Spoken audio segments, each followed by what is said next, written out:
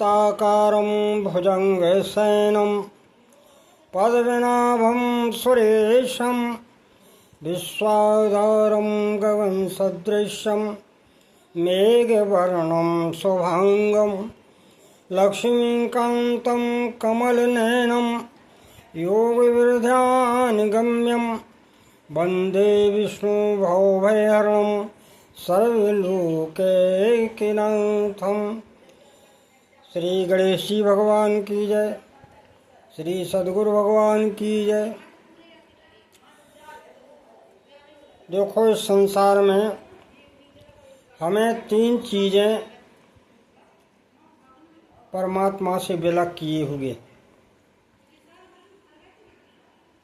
पहले नंबर का तो संदेह है, दूसरा भ्रम है और तीसरा मोह है। और इनके स्थान भी हैं। संदेह मन में पैदा होता है, भ्रम जो है वो बुद्धि में पैदा होता है, और मोह जो है वो चित्र में बस जाता है। अरे भाई, एक छोटा सा भाव मानस का देखिए। जिस समय सती जी को ये तीनों चीज़ें आ गई, भगवान शंकर कह रहे हैं कि ब्रह्म है, लेकिन सती जी को जो है संदेह हो रहा है कि यदि ये ब्रह्म है, यदि ये ब्रह्म है तो फिर नारी के वियोग में क्यों रुदन कर रहे हैं।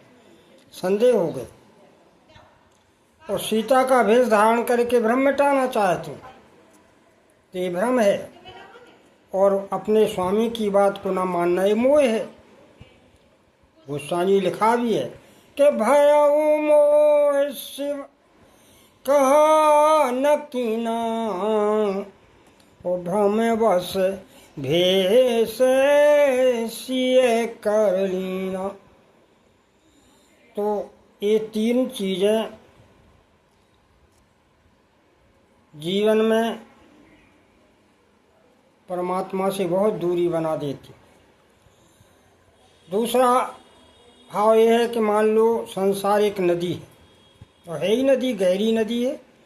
अब इसे पार करना है तो नदी का जो पहला किनारा है ये संदेह का किनारा है, और दूसरा जो किनारा है वो भ्रम का किनारा है। और बीच में जो उठने वाली भयंकर भंवर है, यही तो मोह है।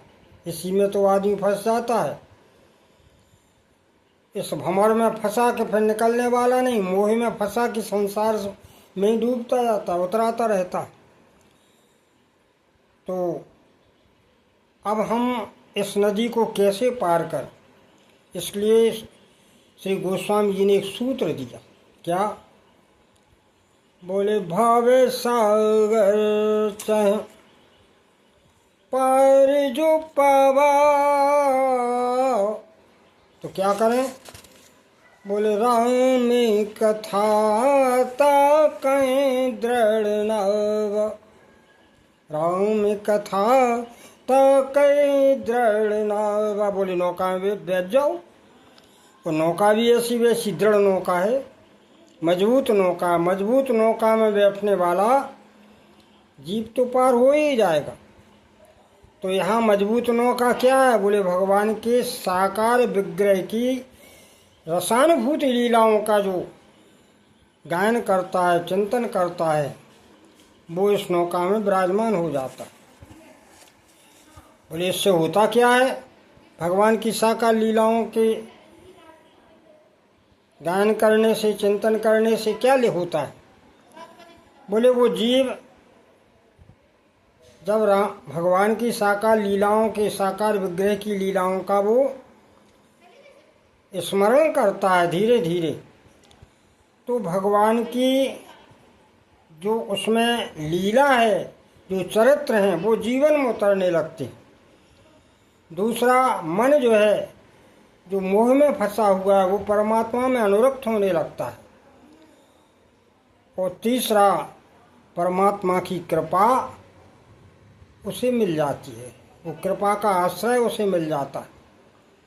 और जब ये चीज़ हो जाती है तो फिर वो समस्त परेशानियों से पार हो जाता और इस संसार सागर से पार होने में भी उसे सफलता मिल जाती।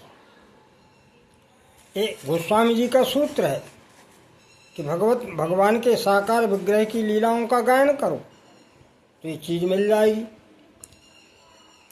देखिए दूसरी बात, भगवान स्वयं अपने श्री मुख से कह रहे हैं। क्या कह रहे हैं?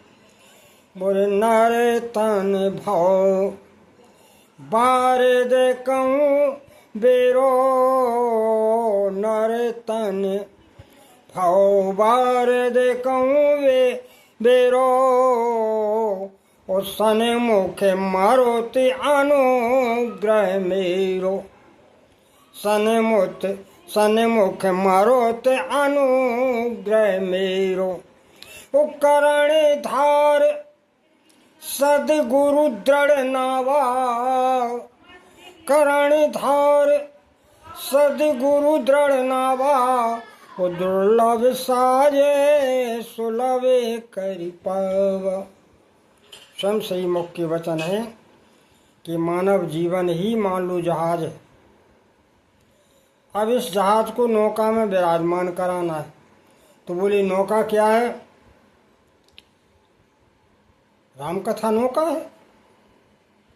अब इसमें बैठ गए, अब नौका तो पार जब होगी जब कोई चलाने वाला हो, तो भगवान की जब आप बैठ जाओगे रामकथा रूपी नौका में, भगवान के साकार विग्रह की लीलाओं को जब आप मनन करने लगोगे तो परमात्मा की कृपा से तुम्हें कर्णधार सदगुरु मिल जाएगा, जो सदगुरु तुम्हारी इस मानव रूपी नौका को धीरे धीरे बड़े आस्ते आस्ते पार लगा देगा और जो है क्योंकि वो मजबूत जहाज खेने में कुशल होंगी।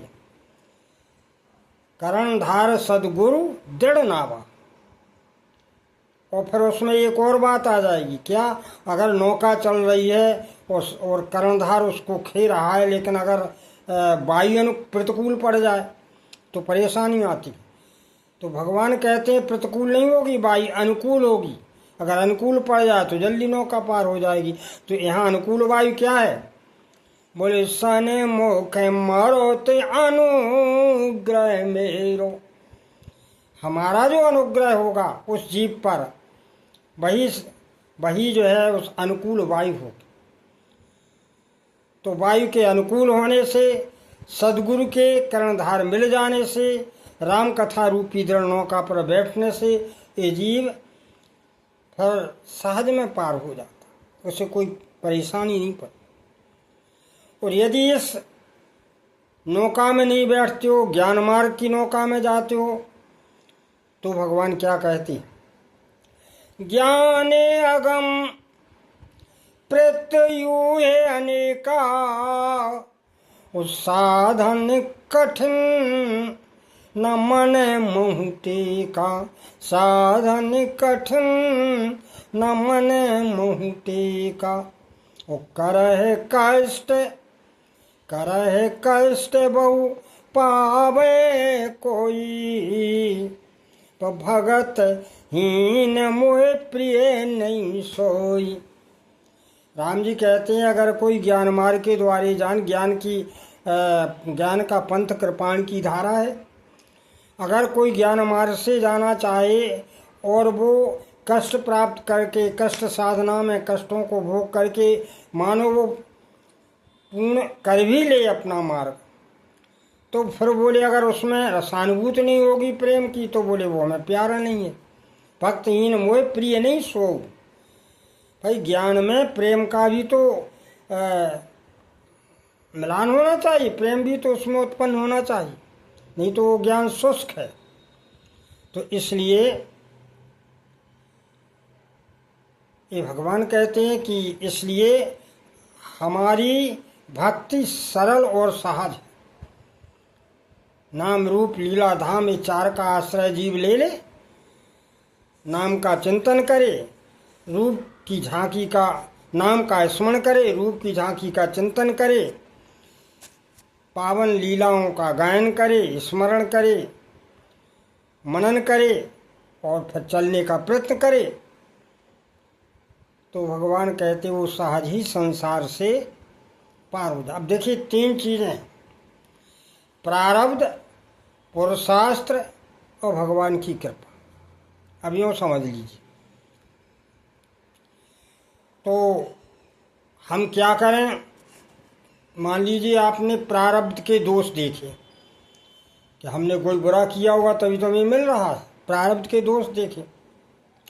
अब उन दोषों को नष्ट करने के लिए हमने पुरुषार्थ किया तो क्या होगा, मन के स्तर पर हम दोष देखें, ठीक है, बुद्धि के स्तर पर हम जो है उसे दूर करने का प्रयत्न करें, ये भी ठीक है।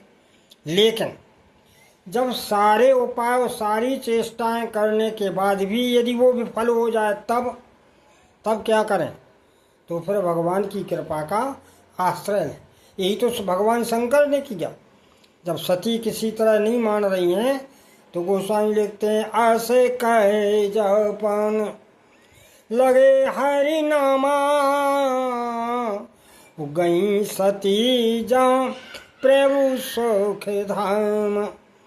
भगवान से यही संदेश हमें दे रहे हो कि प्रारब्ध के दोषों को देखने के बाद उसे हटाने के लिए पुरुषार्थ करने के बाद भी यदि सफलता नहीं मिलती है तो को कर तर्क बड़ा वहीं शाखा, होने हो सुरामरत राखा, अस्कय जपन लगे हरि नाम। तो फिर भगवान का आश्रय ही उसके मन को शांति प्रदान कर सकता है, भगवान का आश्रय उसे बल दे सकता है, भगवान का आश्रय ही वो संसार सागर से पार जाने में कामयाबी कर सकता है। तो इसलिए यही सार्थक होगा कि जीवन बड़ी सरलता से प्रभु कृपा के पात्र का बनेगा। इसलिए गोस्वामी जी ने डंके की चोट कहा, बारी मथें घृत होय, बारी मथें घृत होय, सिकता ते बरु तेल। कोई पानी को पेड़ने से घी निकाल सकता है, बालू को पेड़ने से तेल बना सकता है। बोले बारी मथें घृत होय, सिकता ते बरु तेल, बिन हरि भजन न भाव तरी। बोले यह सिद्धांत अपील। लेकिन बिना भगवत भजन के कोई संसार से पार होना चाहे तो गोस्वामी जी के शब्दों में यह असंभव है। तो जो है बिना हरि भजन न भाव तरी, यह सिद्धांत। इसलिए हम भगवान के साकार विग्रह की लीलाओं का चिंतन करते हुए अपने जीवन को धन्य करें। इसी के साथ वाणी का बोले आनंद कंद भगवान की जय।